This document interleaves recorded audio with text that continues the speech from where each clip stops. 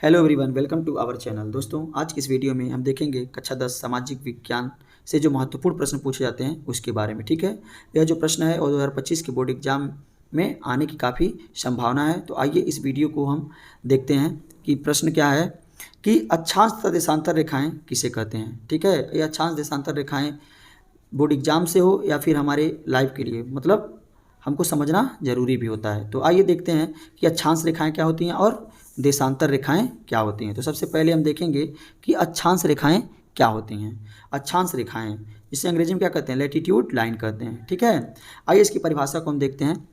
पृथ्वी के ऊपर पूर्व से पश्चिम दिशा की ओर खींची गई काल्पनिक रेखाएं अक्षांश रेखाएं कहलाती हैं। ठीक है, जो पृथ्वी के ऊपर पूर्व से पश्चिम दिशा की ओर खींची गई काल्पनिक रेखाएं क्या होती हैं, अक्षांश रेखाएं कहलाती हैं। ठीक है, अब इसको फिगर से माध्यम से हम समझते हैं तो आप लोग को आसानी से समझ आ जाएगा। देखिए, ये मान लीजिए हमारी पृथ्वी है, ऊपर इसके रेखाएं जो पूर्व से पश्चिम की तरफ खींची गई हैं, ये क्या है, अक्षांश रेखाएं हैं। ठीक है, जो इसके मध्य में रेखा है उसे 0 डिग्री या विषुवत रेखा कहते हैं। ठीक है, और इसके ऊपर और इसके नीचे, देखिए इसके ऊपर जो होता है रेखा उसे 23.5 डिग्री यानी कर्क रेखा बोलते हैं, और विषुवत रेखा के नीचे यानी 0 डिग्री के नीचे जो 23.5 अंश का रेखा होता है उसे हम मकर रेखा कहते हैं।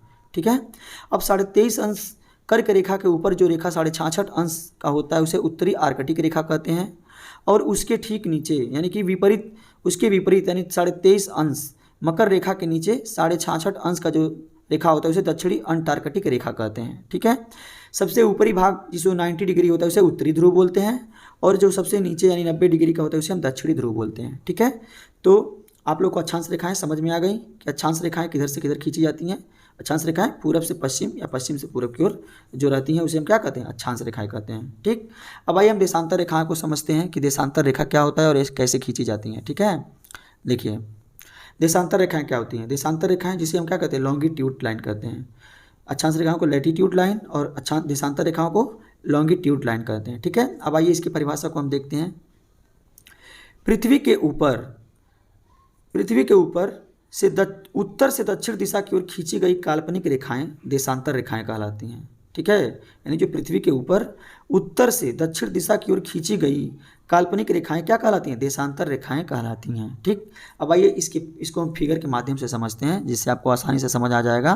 देखिए, ये हमारी है पृथ्वी, और इसको हम उत्तर से दक्षिण मतलब उत्तर से दक्षिण जो रेखाएं खींची जाती हैं वो क्या होती हैं, देशांतर रेखाएं कहलाती हैं। ठीक, अब देखिए जो बीच वाली रेखा होती है मतलब जो मध्य बिंदु होती है उसे हम ग्रीनविच या 0 डिग्री मतलब जो 0 डिग्री होता है उसे हम ग्रीनविच रेखा कहते हैं। ग्रीनविच रेखा का नाम कैसे पड़ा, देखिए ग्रीनविच रेखा लंदन में ग्रीनविच शहर से होकर यह रेखा गुजरती है, इसलिए इसे हम ग्रीनविच रेखा कहते हैं।